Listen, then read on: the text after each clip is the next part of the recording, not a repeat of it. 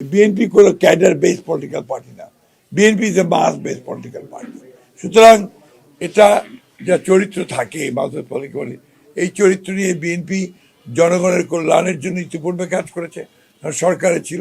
এবং বিএনপির যে ম্যানিফেস্টো, বিএনপির যে ভিশনগুলো, বিএনপির যে রাষ্ট্র সংস্কারের যে কথাগুলো, দাবি দেওয়াগুলো, পয়েন্টসগুলো, সেগুলো জনগণ অ্যাকসেপ্ট করেছে বলেই আজকে এই ল্যান্ডস্লাইড বিক্রি হয়েছে।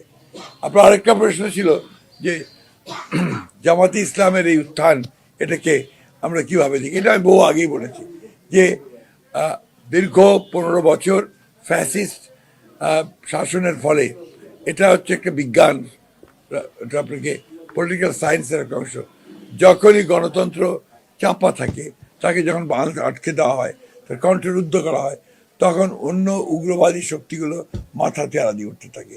এবং সেটাই এই দেশে ঘটেছে, যেখানে আজকে যেটুকু উত্থান হয়েছে জামাত ইসলামের, that is because of Awami League, তাদের যে দমন পীড়নমূলক যে শাসন এবং বিরোধী দলকে ফাংশন করতে না দেওয়া, তাদেরকে ইলেকশন করতে না দেওয়া, যার ফলে আজকে এটা হয়েছে। বাট আমি অত্যন্ত কনফিডেন্ট যে বাংলাদেশের জনগণ ইতিমধ্যে তাদেরকে রিজেক্ট করেছে, বিএনপি 2/3 মেজরিটি পেয়েই গেছে। জনগণ তাদেরকে আবারও সুষ্ঠু, সৎ এবং কল্যাণমূলক রাজনীতির মধ্যে দিয়ে সমস্ত অপপ্রবণতাগুলোকে রুখে দিতে সক্ষম হবে।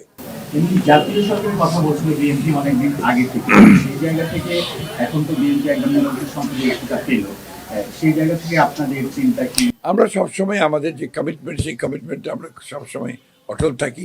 আমরা বলেছিলাম যে ফ্যাসিস্টদের বিরুদ্ধে যারা রাস্তায় যুগপৎ আন্দোলন করছেন, তাদেরকে সঙ্গে নিয়ে আমরা নির্বাচন করেছি এবং তাদেরকে সঙ্গে নিয়ে ইনশাআল্লাহ আমরা সরকার গঠন করব। আপনার যে 31 দফা, সেই জায়গাগুলোতে মানে আপনাদের মূল প্রাধান্য থাকবে, আপনি গতকাল বলছিলেন আজকে আপনাদের আমরা 31 দফাটাই তো আমাদের, আমরা এটাকে ইমপ্লিমেন্ট করব। এর মধ্যে তো আপনারা জানেন যে সংস্কার কমিশন আমরা অনেকগুলো জুলাই সনদে স্বাক্ষর করেছি, তো এগুলোই আমাদের সামনে আসবে। That will be hour priority. সংসদে যে উচ্চ কক্ষে পিআরের কথা বলা হয়েছে, প্রধানমন্ত্রীর ক্ষমতার বিষয়টা আছে, রাষ্ট্রপতির ক্ষমতার ভারসাম্যের বিষয়টা আছে, এই জিনিসগুলো নিয়ে আপনাদের নোট অফ ডিসেন্টও আছে। তো নোট অফ ডিসেন্টের বিষয়ে আসলে তাহলে আপনারা শোনেন, আপনারা খুব দয়া করে আমি অনুরোধ করবো যে আপনারা প্লিজ গো থ্রু আওয়ার ডেলিভারেশনস। আমাদের ওই সময়কার আপনার আলোচনা যা হয়েছে দলগুলোর সঙ্গে সংস্কারের ব্যাপারে, সেগুলো নিয়ে আপনারা যদি দেখেন ভালো করে, তাহলে খুব পরিষ্কার হবে। বারবার একই প্রশ্ন ভালো লাগে না, আমি ফ্র্যাঙ্কলি বলছি। আমরা জুলাই সনদে যা যা সই করেছি, সেগুলো আমরা সবগুলো ইমপ্লিমেন্ট করব, প্রায়োরিটি আপনার আমরা করতে থাকবো ধীরে ধীরে, পর্যায়ক্রমে। আমাদের যে কৃতজ্ঞতা আছে সেটাও আমরা পর্যায়ক্রমে আমরা আপনাদেরকে অবশ্যই আমরা এগুলোকে কার্যকরী করব। আপনি রংপুর বিভাগে, এখানে জামায়াত বেশি আসন পেয়েছে 18টা, রংপুর বিভাগে তাহলে ভবিষ্যতের ক্ষেত্রে কি করবেন? আপনারা দেখুন, এই জামাত বেশি আসন পেয়েছে রংপুর বিভাগে, এটা বিভিন্ন কারণে আছে, কারণ আছে রংপুর বিভাগ, কিন্তু গ্রেটার দিনাজপুর ডিস্ট্রিক্টে কিন্তু জামাত একটাও সিট পায়নি।